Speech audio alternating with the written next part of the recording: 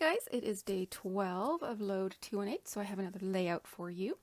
And today's prompt was about change, and one of the adventures was to try and change up the way we scrapbook our process. I don't know if I really did that. I tried, but it's actually quite hard for me to change the way I scrapbook. I have used some supplies that are a bit out of the norm for me. That the paper at the very bottom of the stack there, the very colorful map print, is from Schmel's Go Now Go, and it's something that has been sort of sitting around in my stash of papers to use in this album. Not this album, but more of the trip album, and specifically our time in London. But I decided that I would try and use it for this, these photos of Gringotts Bank and the door to Vault 314, which, if you have read the books, is the secret vault in the very first book that Hagrid enters. So the picture of the front of Gringotts Bank has this sort of purpley cast to it, which is from the lighting. So I definitely want to bring in some purple. However, there's no purple in the background papers. I have brought in that sort of midnight blue in the background, like behind. But it's making me a little bit squirrely to only have that one piece of purple, but I am trying to embrace that. And then I had a little note that was the vault for vault number 314.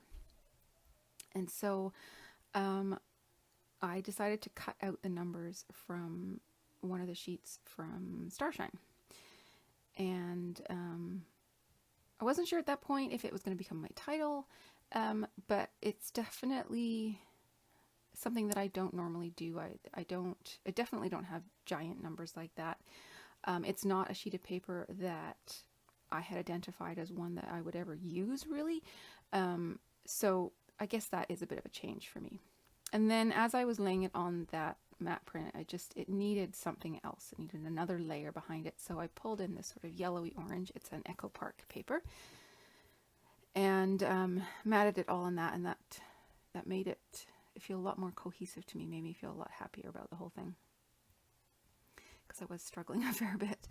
And then I decided to place it in the center. Normally I would have it sort of in one corner or the other, but I was trying to change up my process, so I wanted to have it more central.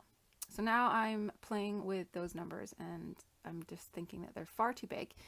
So I go looking for the 6x6 of that sheet, and I thought they came from Go Now Go, and I was wrong. They were from Starshine. That's me realizing, oh no, silly me, it was from Starshine. So I eventually find the paper. There it is. And I cut them out of the 6x6, and it's a much more manageable size considering everything else that's going on. They were really just taking over. They were not the sort of accent that I was planning them to be. They became the main thing, and I wanted to have something down, the title be more about the bank itself and not just that one vault. Because the bank is more central to the stories than that one vault is. That vault is really only from book 1. So it takes me a little while to cut those out, but I think it was well worth it in the end. Sorry if you can hear my kids upstairs. I don't know what they are doing. They honestly sound like elephants coming through my ceiling. So if you can't hear them, then be very glad, because I can, and it's very loud.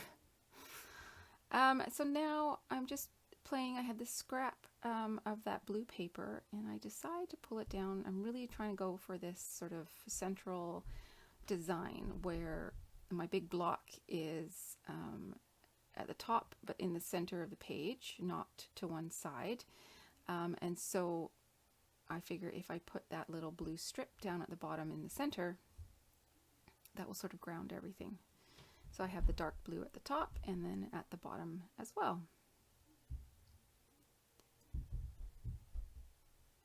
And then that little compass, I really liked. It says something about adventure. But I liked that it gave a different shape to the layout, and the sentiments worked, the colors worked. And then I also found in my stash this, it's a 4x6 journaling card, but I just cut out the little banner piece. It says something like, what an adventure. And because the compass also has the words adventure, I'm covering up the adventure part of that banner, and then I pop up the top sort of ribbon bit that says what an, so that it has a bit more prominence on the page. So even though my photos in the papers and everything are very sort of centrally located, I do have a bit of a diagonal embellishment design going on, because I put the 314 on the diagonal and across from this compass and whatnot, which is kind of like bringing back my normal. You know, you change a bit and then you have to have a little bit of the same, because otherwise your mind goes a little bit squirrely. So I'm going to spell out the word secrets with these glittery wood grain stickers, letter stickers, whatever you want to call them. And I thought initially it was going to, make the title like Gringotts Secrets or something like that. But then I thought, you know what, let's bring in some different colors of letter stickers. And the little ribbon, it's got a couple of letters on it. So the compass didn't completely cover up the word adventure. And I was going to put those orange stickers right over that. I didn't quite cover it, so I thought, well, I'll move it to one side and I'll find something later that will cover that little banner. And now I'm just searching for some more letter stickers. And so my title ends up being What Secrets Lie Beneath? Because that is really what Gringotts Bank is sort of known for, all its tunnels down below where all the vaults are. And then, of course, there's the dragon. Spoiler alert. I guess if you guys haven't read the books, then a lot of these layouts are just kind of not really making any sense to you. But if you read the books, then if you're ever in London, I highly recommend going to see this. It's well worth it. But we only had 4 hours, and I would spend more than that, because honestly, I could have spent 8 hours. I could have spent the whole day there and been quite happy and enjoyed it more, actually, because then I wouldn't have felt so rushed. So now I'm writing in my journaling, and that purple paper has these sort of lines made out of white polka dots, which are perfect for journaling on. I don't know if they're completely straight to the bottom of the page, but hey, they work. So now I am thinking that it needs a little bit more embellishment, and I've got to cover that little tab bit. So I go searching through my stickers to try and find something that will work. And I'm trying to stay away from all the Glitter Girl collections, because that to me just has the wrong color and feel to it. And I've actually got an old basic gray sheet there, and I find a few stickers on there that I can use. And then I use a geotag, but I turn it on its side and tuck it behind things. I just wanted a little sort of curved element, because I have a round sticker on one corner, so I wanted a little curved sticker on the other.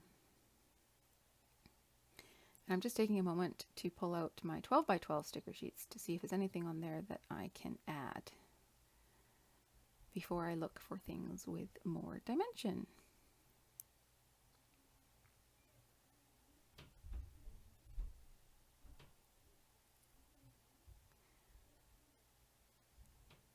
So there's not, I didn't do a ton of layers and embellishing and whatnot on this layout, which is a little bit out of the norm for me. I sort of go back and forth. When I'm using a background paper that is as busy as that one. I find that I can't add a ton on top of it. It just becomes sort of visual clutter to me. It just, it's like it's too loud. It's yelling at me. So here I'm just adding some wood buttons from the Go Now Go collection. And I couldn't decide on the third one. I was having real issues with this layout, I gotta admit. I'm not sure if it was the thought that I had to change up my style, or just because I was quite tired. I was building some IKEA cabinets earlier in the day, and that was quite fatiguing and frustrating. So I guess my head wasn't really in a good space for this, but I'm pleased with the final layout. I think it is true to my style, but it is a change as well. And eventually I'll do a flip through of my album, and I'm sure you will be able to see that this layout is going to look a bit different, but it's still going to be me. So I was just trying to find some more enamel dots, and I toyed with some sort of yellowish pearls, but they seemed a little bit too sweet to me, and I wanted something a little bit, I don't know what the right word is, but not quite so precious. So these are gold glittery, but they're hexagons. They're also basic gray, I believe. There you can see those little stickers that I took from the basic gray sticker sheet. But I figured gold was appropriate for the Gringotts Bank. Okay, so that's it. Another one in the books. Thank you so much for joining me. I will talk to you soon. Bye-bye.